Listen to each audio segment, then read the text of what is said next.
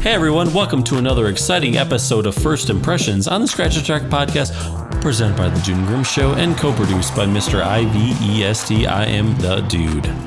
And I am Grimm, and we are going to talk about our first impressions today of The Nearer the Fountain, More Pure the Stream Flows by Damon Albarn. Kind of a mouthful there for that title. It is. I really like the cover of the album. I think it's incredibly simple. In some ways, the way that rock kind of is reminds me a little bit of The Island for Plastic Beach, although it sonically it's not really there. It's in a different place. No.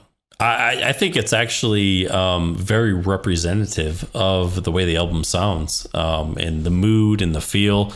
Black and white, it's a single rock. You see the kind of the water and stuff in the background.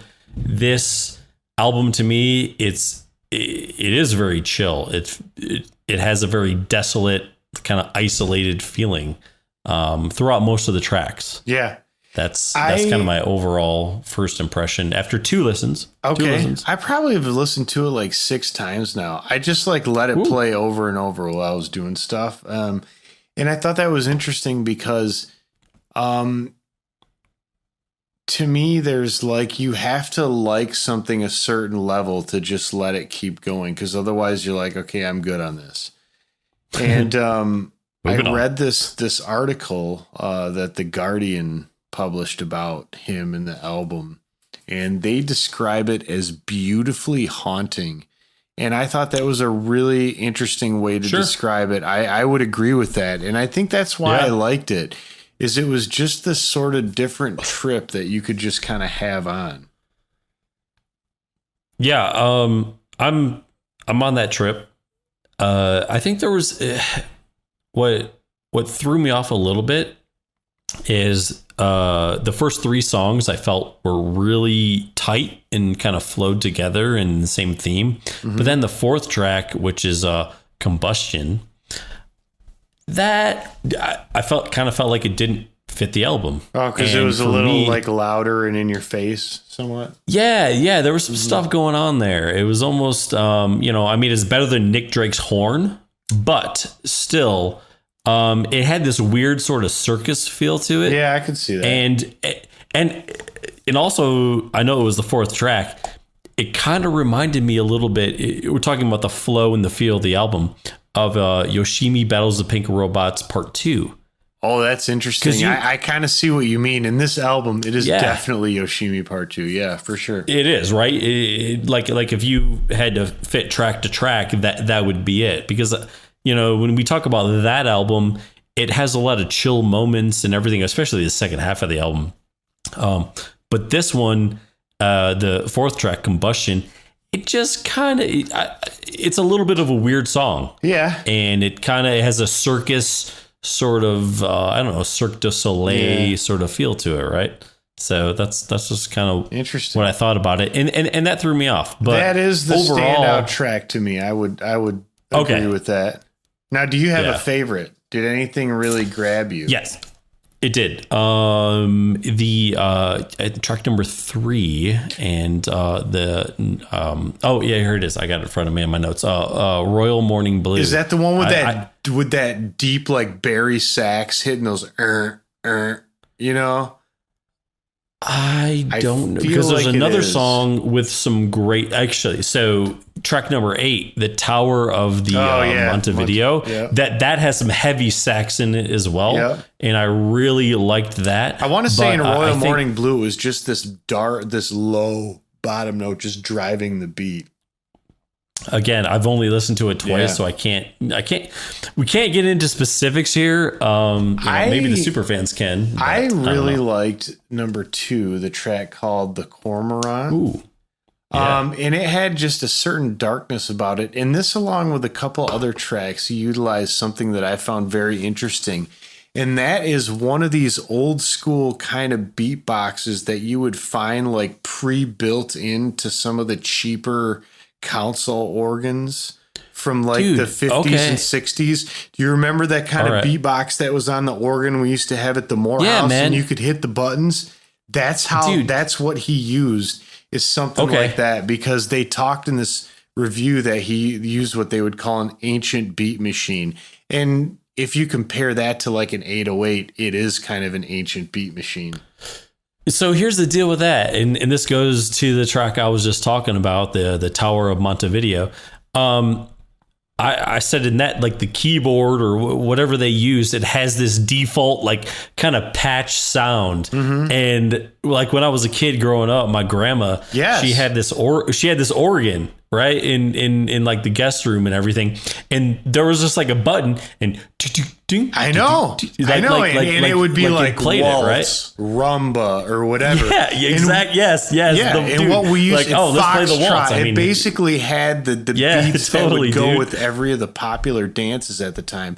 And so I remember I actually used this on one of my songs, and I think we did at various points, like in some more stuff. And I've heard other bands. I've heard Modest Mouse use something like this at one point, and we were sure dead before the ship even sank. But it's totally in that album, definitely. You hit these buttons, and what's kind of cool is you can tweak the system out a little bit by overlapping like two of them at a time, and it kind of, they like fight with each other a little bit. And it's pretty cool. I used to have one of these which was, instead of being built into like my Hammond organ, it was a separate box, but it didn't really work, and I didn't have the time or energy to fix it. So unfortunately it's gone, but those are kind of fun. Gone now, but not forgotten. Well, Grim, you just asked me if I had a favorite track. Do you have a favorite track, or something that stands out to you? Yeah, the Cormorant, number 2. Okay. And that's sorry, I kind of went off on a tangent, but they mentioned that in the review, and it really struck me about the whole thing. Anyways. Yeah, I will say, just from my first listening to it, and again, I mean, this just came out on Friday. This episode is probably going to come out on Monday. I listened to it once while I was walking with my earbuds in, and whatever, you got ambient noise. I'm in the city and stuff, but listening to it the second time, just in my place, in my apartment, with just my headphones on and everything, definitely better experience.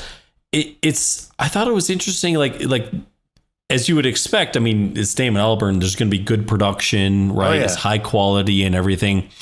But in a weird way, I felt like it was very minimal, but at the same time, very wide and expansive. Yeah, I agree. Like the like sort of a sneaky, complex orchestration, right? Mm-hmm. He definitely he explored the space. Oh, he did. Right? And I like it because it just doesn't sound like anything else I've ever heard by him. Now, maybe his other 2 solo albums have sort of echoes of this. I admittedly have not listened to those, but it doesn't sound like the other stuff that I would know of him via Blur or Gorillaz. Sure. Yeah, and I think this would be a great point.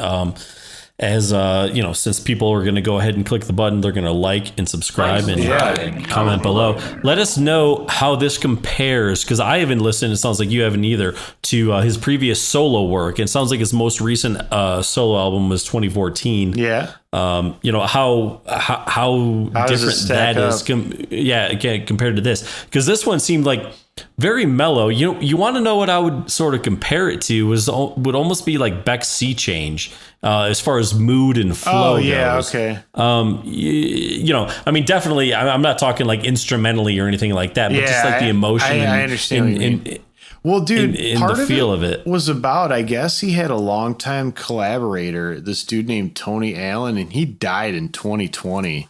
And I don't know if he died as a result of the pandemic or it just sort of happened that way. But I think a lot of this album is kind of like looking back on like different times in life and sort of lamenting that sort of stuff, which really makes sense with the whole sound and feel and like everything about it. Yeah.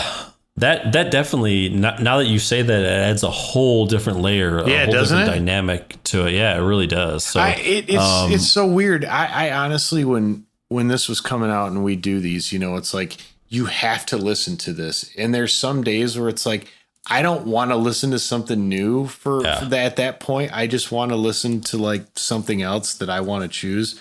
And I kind like Horn by Nick Drake.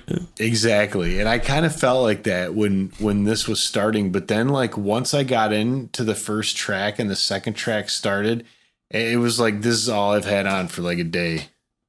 Yeah. And I think it's a great length. I mean, that'll fit on one vinyl. So I think it would be a good vinyl to kind of really explore the space. I think it could maybe make the winter albums list in the future for me. Ooh, the 2022 winners albums list. It could, which will be coming soon, like in a year, to a theater near you out there. A theater near you, yes. So we'll be big by then. We're gonna be huge.